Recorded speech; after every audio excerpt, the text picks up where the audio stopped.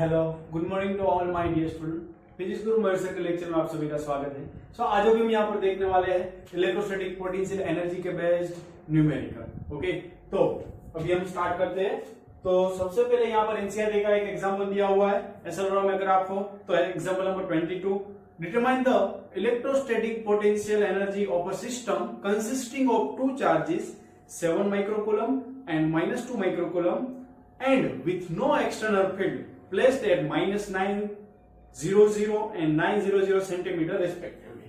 तो पहला क्वेश्चन अब हम यहाँ पर सोल्व करें तो ये दिया हुआ है हमें कि कोऑर्डिनेट सिस्टम दी हुई है। देखो कि -900 ये हो गया -900 सेंटीमीटर और ये वाला पॉइंट सपोज हो गया 9 सेंटीमीटर 00। चलो कोई भी चलेगा, उसमें कोई दिक्कत नहीं, ये ओरिजिन। तो यहाँ पर 7 माइक्रोकूलम चार्ज रखा हुआ है और यहाँ पर -2 माइक्रोकूलम चार्ज रखा हुआ है। तो अब हमें यहाँ पर क्या करना है, तो इस सिस्टम की इलेक्ट्रोस्टैटिक पोटेंशियल एनर्जी फाइंड करनी है। तो कोई बड़ा क्वेश्चन अभी तो है नहीं, ए बिट है वो। इलेक्ट्रोस्टैटिक पोटेंशियल एनर्जी का फॉर्मूला क्या रहता है, K Q1 Q2 by R। तो जो दो चार्जेस हमारे पास है उसका डिस्टेंस कितना होगा, इस साइड -9 और इस साइड 9, तो टोटल डिस्टेंस कितना होगा, दिमाग लगाने की बात है, ये 9 और ये 9, मतलब टोटल 18 सेंटीमीटर हो जाएगा। तो पहले क्वेश्चन के लिए डिस्टेंस हो जाएगा 18 सेंटीमीटर। अब कोई महानुभाव ये मत सोचना कि ये 18 कैसे हुआ। ओके, डिस्टेंस तो फाइनली मेजर ऐसे ही करते हैं कि इस साइड और टोटल दो पॉइंट के बीच का कितना है। सो K की value 9 × 10⁻⁹। Charge Q1 7 microcoulomb, that is 7 × 10⁻⁻6 और चार्ज Q2 -2 माइक्रोकूलम। तो एक चीज यहाँ पर आपको हर बात ध्यान में रखनी है कि जो साइन होती है उसको आपको कंसीडर करना है। क्यों? क्योंकि ये पोटेंशियल भी फाइनली, इलेक्ट्रोस्टैटिक पोटेंशियल एनर्जी भी फाइनली क्या है, स्केलर क्वांटिटी है। तो जब भी हमारे पास स्केलर क्वांटिटी होती है तो साइन जो भी होगी वो हम कंसीडर करेंगे। ओके, सो ज्यादा कंफ्यूज मत होना पहले चैप्टर और दूसरे चैप्टर में। तो अब R कितना, 18 × 10⁻²। सो फाइनली अब इसको सोल्व करें। सो ये -6 ये पहले चलो 9 2 सा, फिर 2 2 गया, सो 9 + 2 11 और ये -12, सो 0.7, लेकिन माइनस साइन आएगी, जो भी साइन है वो रख दो, -0.7 joule. So it's the answer of first A bit की टोटल पोटेंशियल एनर्जी ऑफ इस सिस्टम की कितनी होने वाली है। अब दूसरा यहाँ पर बी बिट दिया हुआ है, तो बी बिट क्या है वो समझे। How much work is required to separate the two charges infinitely away from each other. मतलब अगर ये दो चार्जेस को मुझे इनफाइनाइट पर ले जाना है, एक दूसरे से इनफाइनाइट डिस्टेंस पर ले जाना है, तो कितना वर्क करना पड़ेगा। तो आपने एक चीज तो देखी हुई है 11th स्टैंडर्ड में, वर्क एनर्जी थ्योरम W=Δk, उसी को आप पोटेंशियल एनर्जी के फॉर्म में भी लिख सकते हो, ये भी किया हुआ है 11th स्टैंडर्ड में। तो मैं यहाँ पर क्या लिख सकता हूँ, जो भी मुझे वर्क चाहिए वो कितना होगा, final potential energy minus initial. तो इनफाइनाइट पर पोटेंशियल एनर्जी कितनी होगी, तो पोटेंशियल एनर्जी का फॉर्मूला क्या है, K Q1 Q2 by R। तो अगर R इनफाइनाइट है तो इनफाइनाइट पर पोटेंशियल एनर्जी कितनी होगी, 0 होगी, ये मालूम होना चाहिए। Now K Q1 by -U1, तो U1 कितना, ये सेपरेशन पर तो हमने फाइंड कर ली, -0.7, खाली थोड़ा टाइम वेस्ट नहीं करना है। So it's 0.7 joule. मतलब कि मुझे अगर इन दोनों को इनफाइनाइट डिस्टेंस पर ले जाना है तो कितना वर्क करना पड़ेगा, 0.7 जूल। तो ये तो लॉजिक की बात है कि अगर ये -0.7 जूल से ये बंधे हुए हैं, मतलब ये उसकी बाइंडिंग एनर्जी है, तो अप्लाई कितनी करनी पड़ेगी, +7 करूंगा 0.7, तभी ये आजाद हो गए। तो इसमें कोई बड़ी बात नहीं है। लेकिन तीसरा बिट है वो काफी सुंदर है। तो तीसरा बिट क्या कहता है, सो लेट अस सी कि suppose the same system of charges is now placed in an external field. ये ध्यान रखना, अब एक्सटर्नल फील्ड है वो दी गई है A × 1/r², मतलब A/r² दिया है, जिसमें A की वैल्यू भी दी गई है 9 × 10⁵ कूलम पर metre square. Okay, so what would be the potential energy of the configuration. तो याद करो, अब एक्सटर्नल फील्ड मौजूद है पहले से, अब हमारे पास दो चार्जेस को लाएंगे उस फील्ड में, तो एक्सटर्नल एनर्जी है वो कितनी होगी सिस्टम की, वो हमें फाइंड करना है। तो see here, external energy, potential energy के लिए हम क्या करेंगे, याद करो formula Q1 × VR1 plus Q2 × VR2। आप याद करो, प्लस ये दोनों चार्जेस की बदौलत के Q1 Q2 by R12, ये हमने किया हुआ है।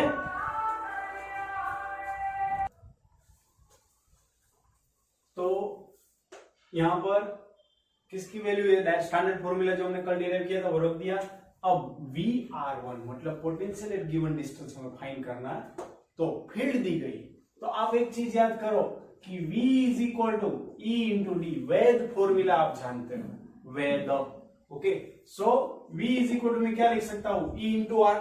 सो फाइनली E इंटू आर, तो E कितना है, E की वैल्यू कितनी है, A by r square into r. So finally आपको ये कितना मिलेगा, A by r. So potential given point पर कैसे फाइंड करेंगे, A बाय आर से फाइंड करेंगे।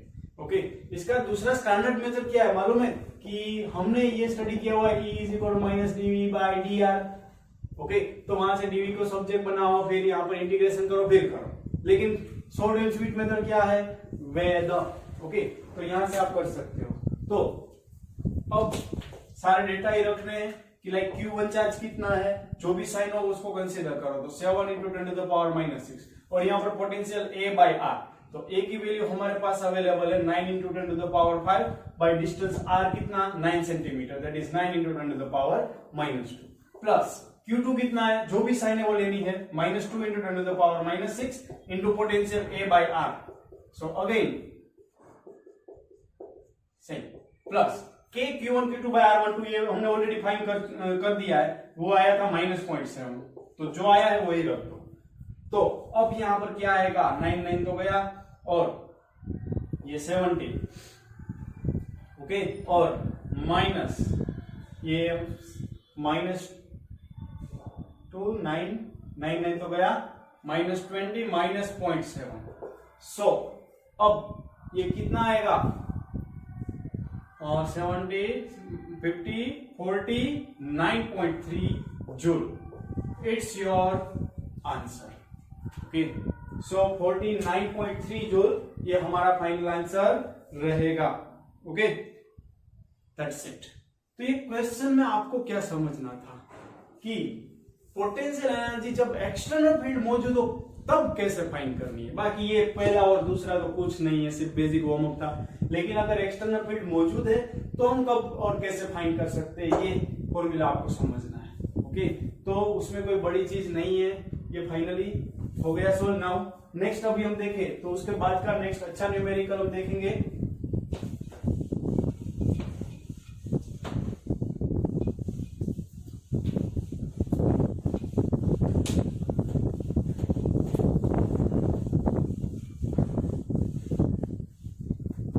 सो नेक्स्ट क्वेश्चन कि हमें यहां पर दिया हुआ है कि 2 पॉजिटिव चार्जेस, एग्जांपल नंबर 24।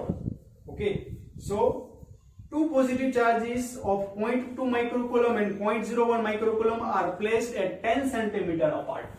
तो देखो, दो चार्जेस है, एक दिया हुआ है 0.2 माइक्रोकूलम और दूसरा दिया हुआ है 0.01 microcoulomb, are placed at 10 centimetre apart. चलो कोई दिक्कत नहीं, 10 सेंटीमीटर पर रख दिया है तो क्या दिक्कत है। Now calculate the work done in reducing the distance to 5 centimetre. अब दिक्कत है कि अब ये पहली कंडीशन थी, अब जब अब यहां पर हम इसको जब भी 5 सेंटीमीटर की दूरी पर रख देंगे तो कितना वर्क करना पड़ेगा। तो मान लो कि अब ये 5 सेंटीमीटर की दूरी हो गई 0.2 माइक्रोकूलम और 0.01 माइक्रोकूलम की 5 सेंटीमीटर, तो वर्क डन कितना होगा।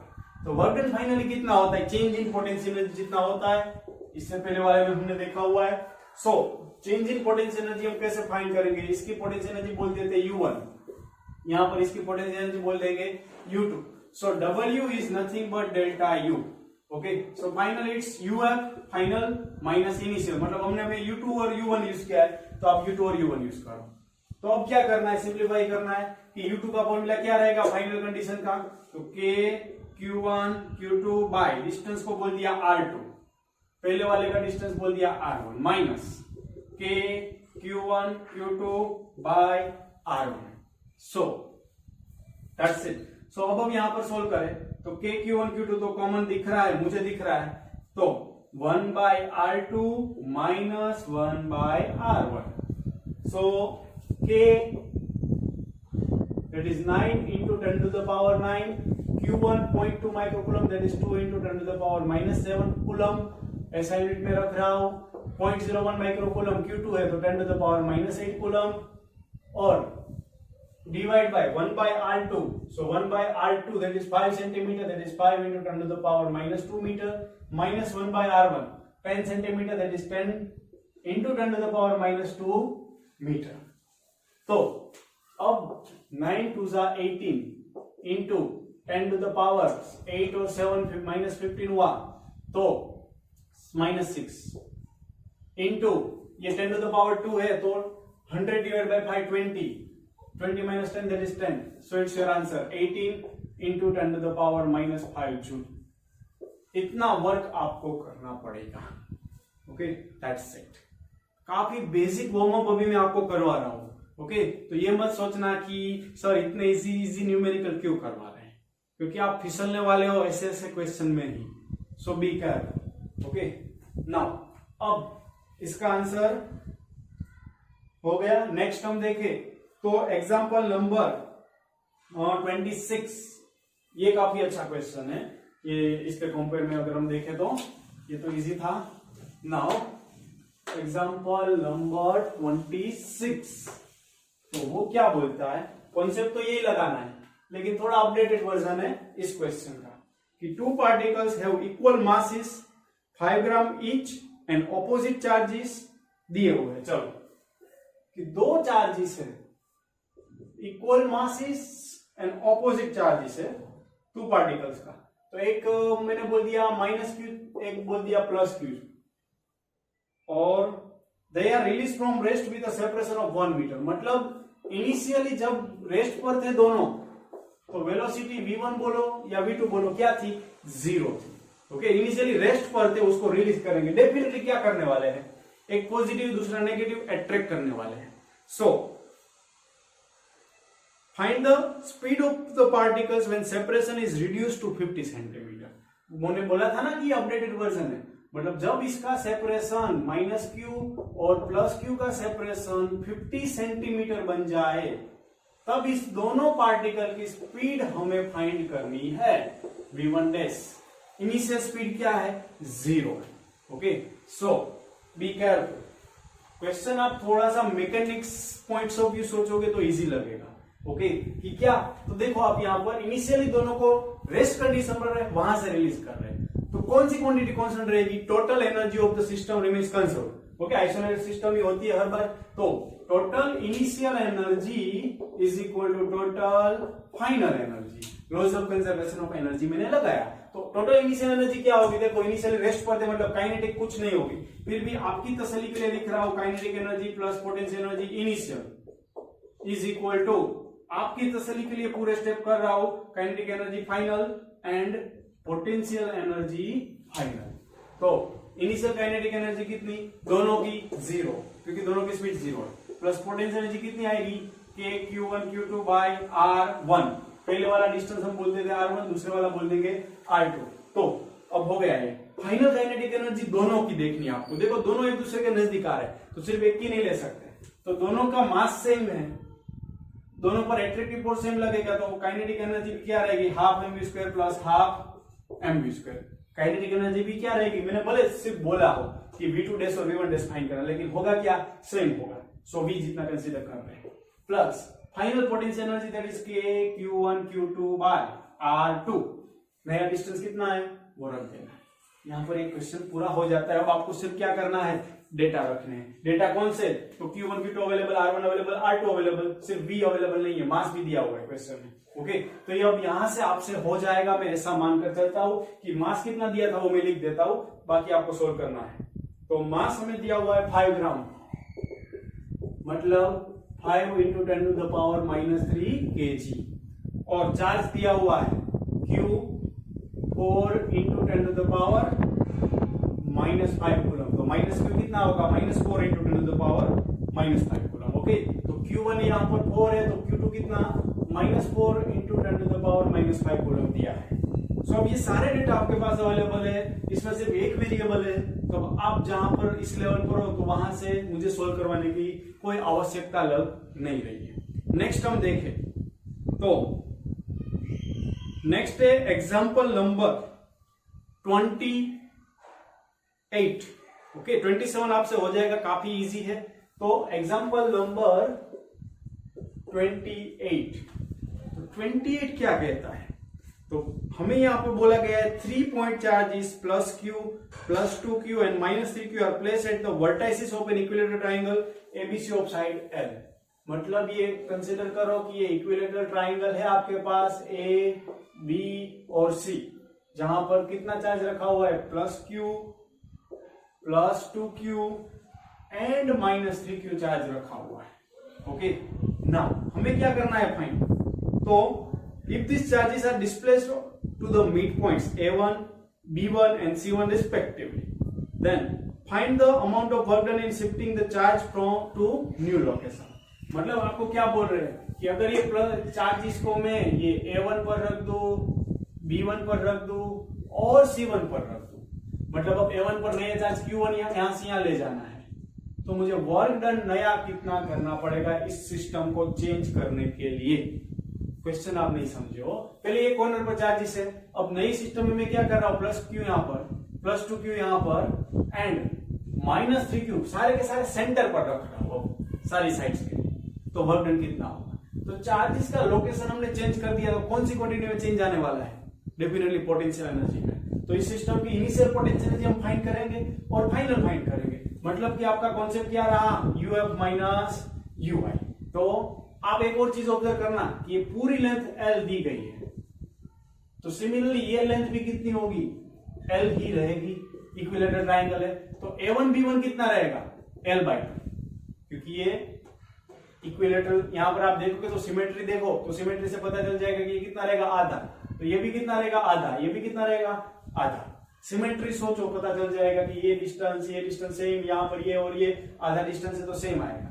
तो यूएफ मतलब वोट के Q1 Q2 बाय, अगर अभी यहां पर लगाएंगे तो ये डायरेक्ट नहीं लगेगा, हमें क्या करना पड़ेगा पूरी सिस्टम की फाइंड करनी है। अभी ये सिर्फ सिंगल चार्ज नहीं है, सिस्टम ऑफ चार्जेस है। सो पहले यू इनिशियल फाइंड करो, तो इनिशियल अगर हम देखें तो ए और बी की वजह से पोटेंशियल एनर्जी कुछ होगी, बी और सी की वजह से होगी, सी और ए की वजह से होगी। तो मैं क्या कर रहा हूं U initial K q 2q by distance L plus B और C की वजह से, तो K 2q minus 3q by L plus B और C आ गया, फिर A और C की वजह से K Q minus 3q by L।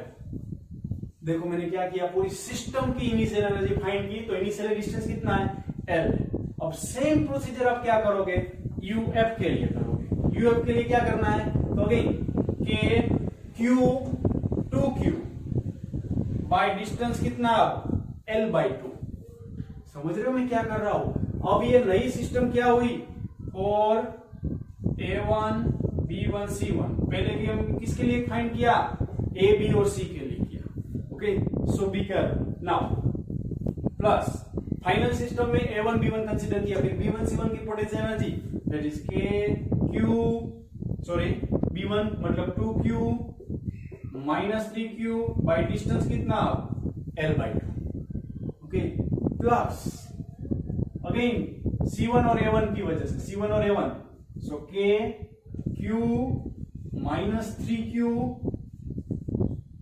Bye L/2। अब ये फाइनल और इनिशियल का सिंप्लीफिकेशन आपको करना है। W के लिए आप क्या करोगे UF माइनस UI, इसको सोल्व करो, UF और UI को सोल्व करो, जो भी आंसर आए वो आपका फाइनल आंसर हो जाएगा। यहां से आपको दिक्कत नहीं होनी चाहिए, फिर भी दिक्कत तो आप मुझे पूछ सकते हो। ओके काफी सिंपल चीज है। अब तो यहाँ पर क्या करना है, फाइनल में से इनिशियल को सब्सट्रैक्ट करना है। सो दैट्स इट। तो ये हो गया किसका यहाँ पर सॉल्यूशन कि अमाउंट ऑफ वर्क जब भी हम कॉन्फ़िगरेशन चेंज करें तो कैसे फाइंड कर सकते हैं, ये मैंने अभी आपको सिखाया।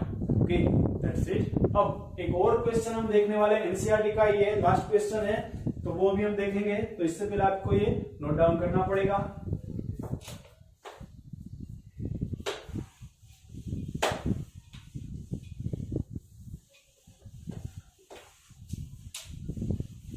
देखो आप बेसिक कॉन्सेप्ट को साथ में लेकर चलना। बेसिक कॉन्सेप्ट सिर्फ क्या है, वर्क एनर्जी थ्योरम जो हमने W is equal delta case देखा हुआ है, तो उसी में अब हम क्या लगा रहे हैं, W is equal to delta U. Okay, कि वर्क डन नेट करे वो कितना होगा, चेंज इन एनर्जी जितना। ओके, तो वही कॉन्सेप्ट हम लगाते जा रहे हैं। अब हम देखेंगे डाइपोल के बेस्ड न्यूमेरिकल। तो एग्जांपल नंबर 31, एग्जांपल नंबर 31 आज का लास्ट न्यूमेरिकल क्या दिया है, ये मोबाइल घूम जाता है। Now molecule of a substance has permanent electric dipole moment equal to 10⁻⁻29 coulomb metre. Mole of this substance is polarise. तो ध्यान रखना कितना सब्सटेंस पोलराइज हो रहा है, 1 मोल सब्सटेंस पोलराइज हो रहा है। और पोलराइज का मतलब क्या है कि हमारे पास जो सब्सटेंस है उसमें इलेक्ट्रिक चार्ज इंड्यूस हो रहा है। ओके, पोलराइज का मतलब क्या है, उसमें चार्ज इंड्यूस हो रहा है। So mole of substance is polarise at low temperature by applying a strong electric field of magnitude. मतलब जब हम इतनी फील्ड अप्लाई करेंगे तो यहां पर चार्ज इंड्यूस हो रहा है उसके अंदर। तो the direction of field is suddenly change bye an angle of 60 degree. तो देखो सडनली चेंज हो रही है 60 डिग्री पर, तो इसका मतलब इनिशियली कितने पर होगी, 0 पर होगी। ओके, इनिशियल का कुछ मेंशन नहीं किया है, लेकिन सडनली चेंज टू 60 डिग्री, तो 0 के रिस्पेक्ट में 60 होगा। तो θ1 0, θ2 is how much, 60 degree. Now estimate the heat released by the substance in aligning its dipole along new direction of the field। तो अब नया डायरेक्शन जब बना है तब हीट रिलीज फाइंड करनी है पूरी डाइपोल के लिए। तो देखो for simplicity assume the 100% polarisation of sample. ये आपकी हिंट है। 100% पोलराइजेशन का मतलब क्या है कि जो भी यहां पर इलेक्ट्रिक फील्ड आप दे रहे हो उसकी वजह से जितने भी डाइपोल्स में नंबर ऑफ डाइपोल्स होगी कितनी होगी, 6.023 into 10 to the power 23 charge है, तो उसकी वजह से डाइपोल कितने बनेगी, 6.023 into 10 to the power 23 dipole बनेगी। ओके, तो इस डाइपोल के लिए आपको हीट रिलीज फाइंड करनी हो। जो भी हीट रिलीज है वो कितना होगा, जो वर्क हो रहा है वही होगा। आप नहीं समझ रहे हो क्वेश्चन, डोंट वरी। तो आप अभी सिर्फ एक डाइपोल का सोचो, कितना सोचोगे आप, और 1 डाइपोल। टोटल डाइपोल कितनी होने वाली है, इतनी 6.023 इंटू 10 टू द पावर 23। लेकिन अभी हम किसका सोच रहे हैं, 1 डाइपोल का। तो W का फॉर्मूला क्या होता है, याद करो, PE cos θ1 माइनस cos θ2 होता है। डिराइव कर दिया है इससे पहले वाले लेक्चर में। तो W that is PE cos θ1 minus cos θ2, तो 10⁻⁻29 इलेक्ट्रिक फील्ड 10⁻6 cos θ1 मतलब cos 0 माइनस cos 60, क्योंकि डाइपोल को 60 डिग्री रोटेट किया। So final it's how much, 10⁻23 into 1 minus 1/2 that is 0.5। So 0.5 into 10 to the power -23 joule. मतलब एक dipole को अगर orientation ऐसे है और 60 डिग्री मैंने घुमाया तो वर्क कितना करना पड़ा, 0.5 into 10 to the power -23 joule. लेकिन हमारे पास ऐसे कितना है सब्सटेंस, 1 मोल सब्सटेंस है, लेकिन वहां से अंदाजा नहीं लगता है। लेकिन 1 मोल सब्सटेंस में कितने मोलिक्यूल्स हो गए, वहां से अंदाजा लग सकता है, 6.023 इंटू 10 टू द पावर 23। तो टोटल वर्क डन कितना होगा इतने मोलिक्यूल्स के लिए। अभी तो ये सिर्फ एक डाइपोल का था, तो अगर मेरे पास इतने सारे मोलिक्यूल्स है n, तो total work done is what, n times of work done due to single dipole. So 6.023 into 10 to the power 23 into 0.5 into 10 to the power -23 joule. So ये तो चल बसा। सो फाइनली 6 अप्रोक्सीमेटली आप consider करो, तो 6 इसको consider करो, तो 3 अप्रोक्सीमेट में बोल रहा हूं, ध्यान रखना ये 3 जूल आएगा टोटल वर्क डन।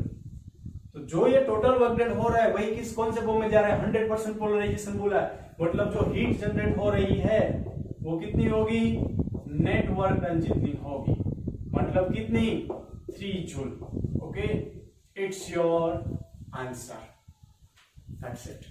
ओके, जो पोलराइजेशन वर्ड है वो थोड़ा आगे कैपेसिटर वाले टॉपिक में डिटेल में आने वाला है, सो अभी उसकी कोई चिंता मत करो। Okay, so that's it.